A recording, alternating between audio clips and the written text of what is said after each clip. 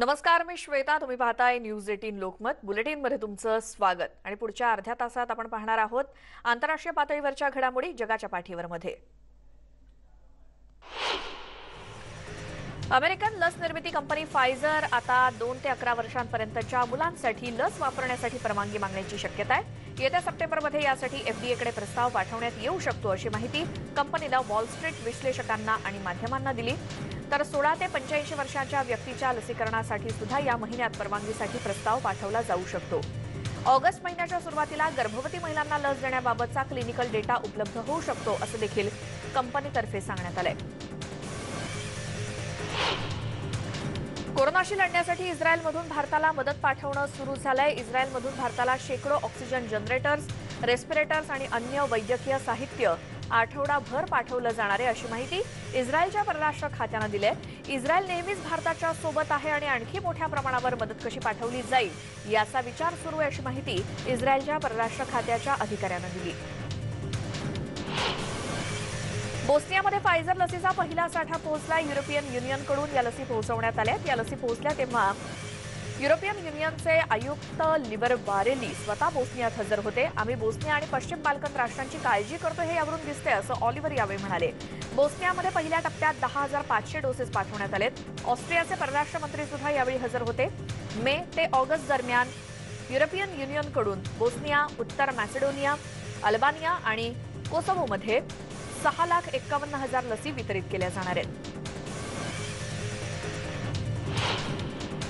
स्पेनमध्ये कॅटालोनिया इथे शेतात काम करणाऱ्या हंगामी मजुरांची कोविड-19ची तपासणी आरोग्य खात्यानं सुरू केली आहे. तिथल्या फळं आणि भाजी सहकारी संस्थांनी तपासणी सुरू केली आहे. हंगामी कामगारांना त्यांची तपासणी स्वतः करायला सांगण्यात आलंय. आतापर्यंत तपासणी झालेल्या मजुरांमध्ये मोरोक्को आणि रोमानियातील मजुरांची संख्या जास्त आहे. एरवी फळं तोडायच्या हंगाममध्ये एका शेतात किंवा फळबागेत किमान 100 तरी मजूर असतात, पण कोरोनामुळे ही संख्या अगदी कमी झाली आहे. युरोपियन युनियनकडून फायझर लसीचा पहिला साठा मॉन्टेग्रो देशामध्ये पाठवण्यात आलाय. 42,000 डोसेसचा हा पहिला साठा आहे. युरोपियन युनियनचे आयुक्त सध्या बाल्कन प्रदेशातील राष्ट्रांच्या दौऱ्यावरती आहेत. युरोपियन युनियननं कोरोनाच्या संकटातून वाचण्यासाठी अगदी पहिल्यापासूनच बाल्कन देशांना मदतीचा हात पुढे केलाय असं ऑलिव्हर म्हणाले. युरोपियन युनियनच्या आधीच या देशांना लसीचा पुरवठा करून चीन आणि रशियानं राजकारण सुरू केल्याचा आरोप केला जातोय. आणि युरोपियन युनियननं केलेल्या या मदतीबद्दल मॉन्टेग्रोच्या पंतप्रधानांनी आभार मानले.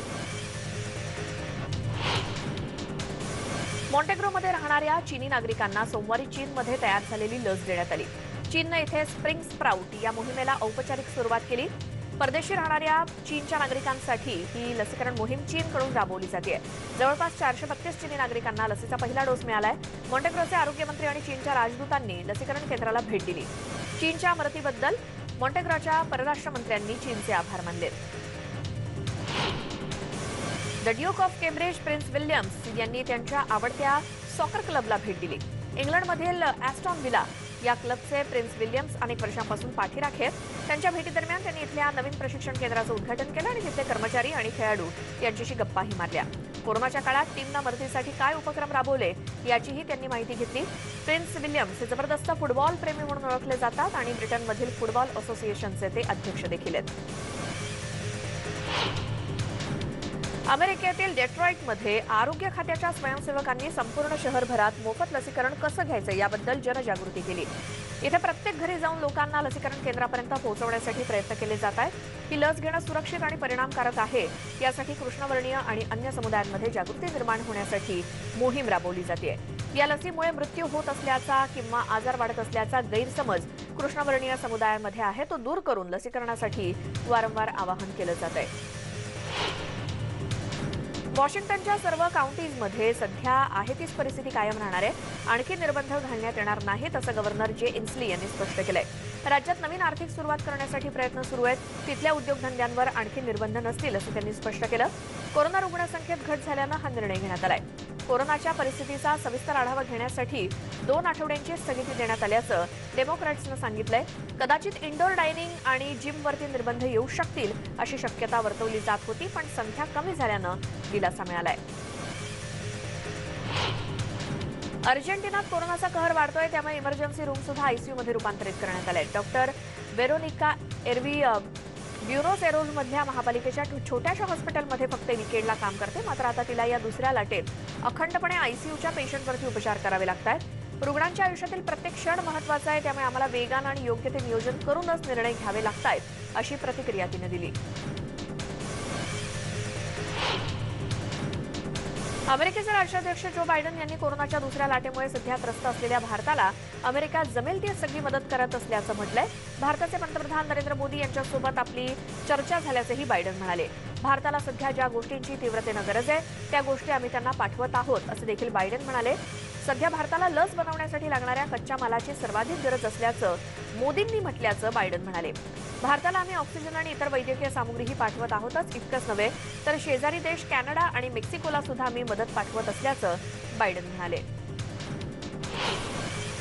युरोपियन युनियननं कोरोना प्रतिबंधात्मक लसीचे 1000 डोसेस पुरवल्यानंतर उत्तर मॅसिडोनिया देशामध्ये आता लसीकरणाला सुरुवात झाली आहे. 2.1 दशलक्ष इतकी लोकसंख्या असलेल्या उत्तर मॅसिडोनियामध्ये लसीच्या तुटवड्यामुळे आतापर्यंत फक्त 4% लोकांनाच फायझर किंवा स्पुटनिक लसीचा पहिला डोस दिला गेलाय.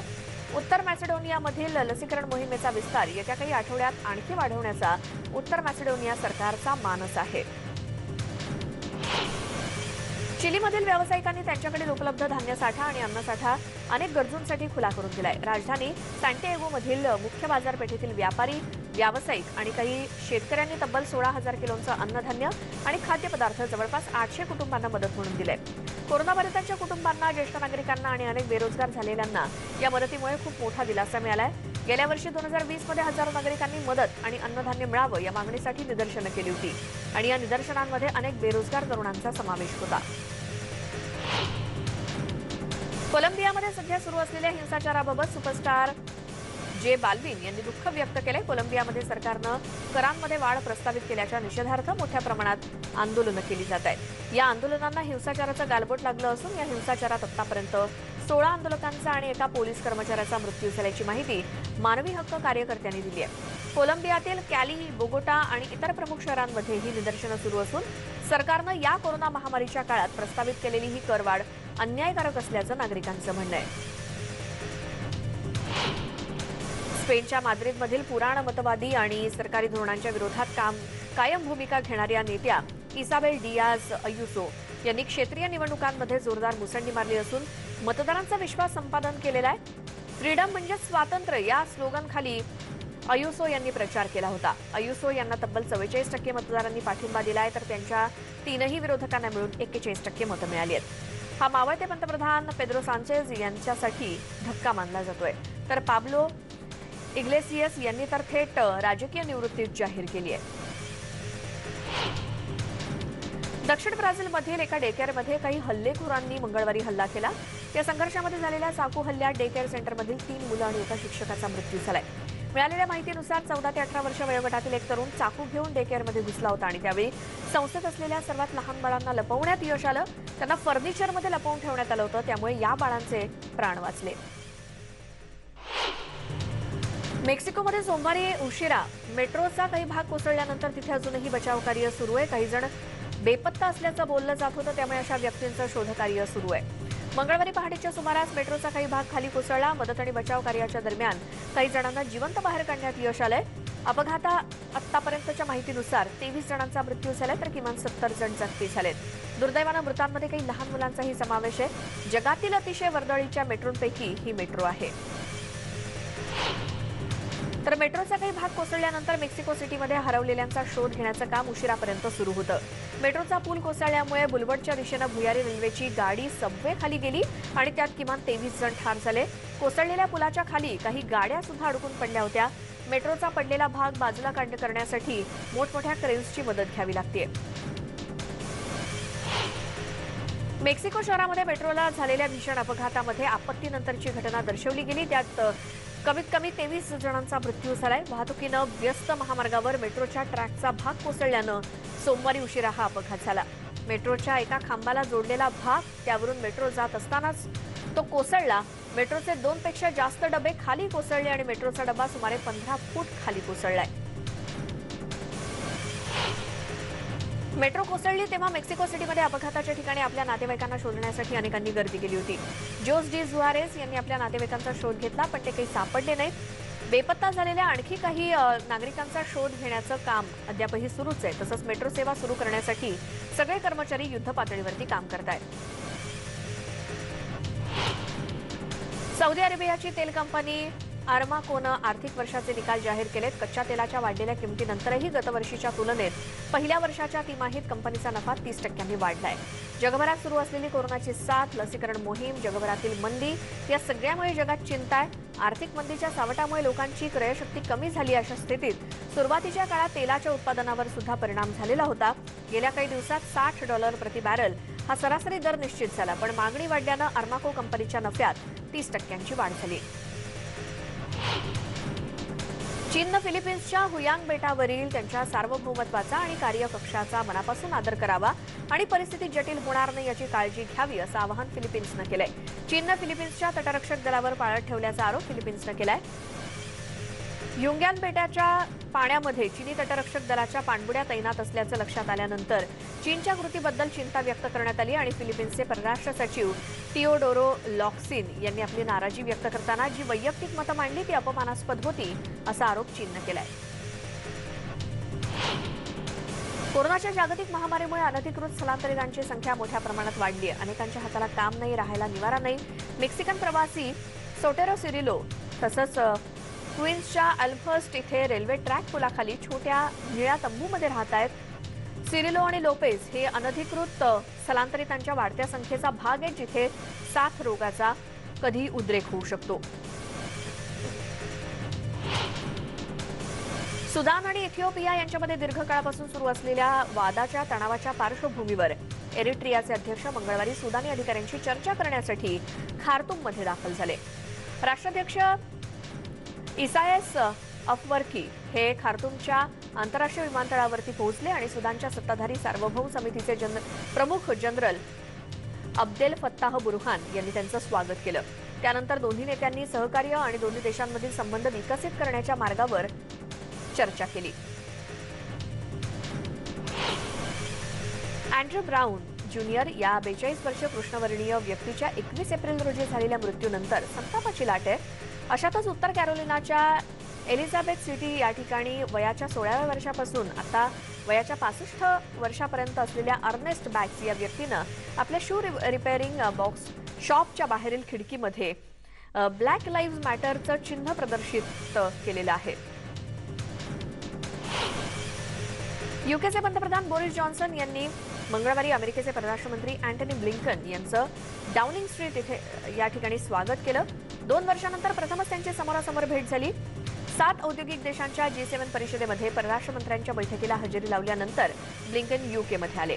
2 दिवसांच्या या भेटीमध्ये त्यांच्यात Britain, America, Canada, France, Germany, Italy आणि जपानमधील मुत्सद्दी, म्यानमार, इथिओपिया आणि अफगाणिस्तानातील टिग्रेच्या संकटाविषयी चर्चा होते. व्हाईट हाऊसनं माजी अध्यक्ष जिमी कार्टर आणि माजी फर्स्ट लेडी रोजालेन कार्टर यांचा अध्यक्ष जो बायडेन आणि फर्स्ट लेडी जिल बायडेन यांच्यासोबतचा एक फोटो पोस्ट केलाय. मागच्या महिन्यात बायडेन दाम्पत्यानं 94 वर्ष माजी अध्यक्ष आणि त्यांच्या पत्नीची जॉर्जियामधल्या त्यांच्या घरी जाऊन भेट घेतली होती. या भेटीत जुन्या दिवसांबद्दल गप्पा झाल्या आणि कार्टर यांची तब्येत चांगली असल्याचं बायडेन यांनी म्हटलं. अमेरिकन काँग्रेसचे एक शिष्टमंडळ मंगळवारी सुदानमध्ये आलं आणि त्यांनी देशाच्या अर्थमंत्र्यांची भेट घेतली. ग्रँड इथिओपियन डॅम आणि सुदान आणि इथिओपिया दरम्यान असलेल्या सीमेच्या प्रश्नावर अमेरिकन सेनेटर्स आता भूमिका मांडतायत असं सुदानचे अर्थमंत्री जिब्रेल इब्राहिम यांनी पत्रकारांशी संवाद साधताना म्हटलं. नाईल नदीच्या मुख्य उपनद्यांवरती निर्मित होत असलेल्या विशालकाय धरणांवरील वर्षानुवर्ष सुरू असलेला वाद मिटवण्याच्या उद्देशानं इजिप्त, इथिओपिया आणि सुदान यांच्यामध्ये वाटाघाटी सुरू आहे. कोलंबियामध्ये निदर्शनांमध्ये एका आठवड्यात 31 जण ठार झालेत तर 1220 पेक्षा जास्त जण जखमी झालेत. 87 जण बेपत्ता आहेत. Institute of development and peace स्टडीजच्या वतीनं ही माहिती देण्यात आली आहे. कोलंबियातील टॅक्स धोरणांच्या विरोधात ही निदर्शनं सुरू आहेत. 28 एप्रिल ते 4 मे दरम्यान 31 जण या निदर्शनांमध्ये मारले गेले. कोलंबियात गॅसच्या किमतीत प्रचंड वाढ झाली आहे. प्रचंड टॅक्स वाढ लोकांवरती लादण्यात आली आहे. याचाच निषेध म्हणून 6 आठवडे ही निदर्शनं सुरू आहेत. राष्ट्राध्यक्ष इवान ड्यूक यांनी हे धोरण मागे घेतलं तरीही निदर्शनं सुरूच आहेत.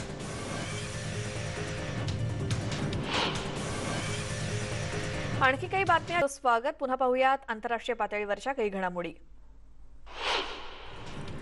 नायजेरियातल्या एका कॉलेजमधल्या काही विद्यार्थ्यांचं मार्च महिन्यामध्ये अपहरण झालं. सरकारनं याबद्दल पावलं उचलावीत आणि मुलांना सोडवावं या मागणीसाठी मुलांच्या पालकांनी राजधानीमध्ये आंदोलन केलं. आमची मुलं जिवंत आहेत की नाही या विचारांना रात्रभर झोप लागत नाही. आमच्या मुलांना लवकर सोडवा अशी मागणी पालकांनी केली. ब्रूस स्प्रिंगस्टीन यांना 2021च्या वुडी गर्थी पुरस्कारानं गौरवण्यात आलंय. स्प्रिंगस्टीन यांनी लिहिलेली गाणी सुखदुःखाच्या काळातही आपलीशी वाटतात. त्यांच्या लिखाणावर गर्थी यांचा प्रभाव असल्याचं त्यांनी अनेकदा म्हटलंय. लोकसंगीतातील वुडी गर्थी यांचं योगदान महत्त्वाचं आहे. गर्थी गायक, गीतलेखक होते आणि त्यांचं दिस लँड इज युअर लँड हे गाणं खूप गाजलं. चीनमध्ये लेबर डे हॉलिडे सुरू आहेत. या दरम्यान वाहतूक सुरळीत व्हावी यासाठी कोरोना साथ प्रतिबंधक विभागाशी वाहतूक विभागानं सुद्धा समन्वय साधलाय. रेल्वे, रस्ते आणि जलवाहतुकीद्वारे रविवार ते सोमवारपर्यंत 16 कोटी प्रवासी वाहतूक झाली आहे. वाढती प्रवासी वाहतूक पाहता हायस्पीड रेल्वे लाईनची क्षमता वाढवण्याचा निर्णय घेण्यात आलाय. प्रस्तावित कर प्रणालीच्या मुद्द्यावरती कोलंबियात आंदोलनं सुरू आहेत. या मुद्द्यावर शांतता आणि सौहार्दपूर्ण राजकीय संवादाची भूमिका बायडन प्रशासनाची असेल असं परराष्ट्र विभागाकडून स्पष्ट करण्यात आलं. मानवाधिकार हा आमच्या परराष्ट्र धोरणातला महत्त्वाचा भाग आहे असं परराष्ट्र विभागाच्या मुख्य उपप्रमुखांनी स्पष्ट केलं. देशावर असलेलं कर्ज आणि आर्थिक स्थिती सुधारण्यासाठी कर वाढवले जाणार आहेत आणि त्याला मोठ्या प्रमाणात विरोध होतोय.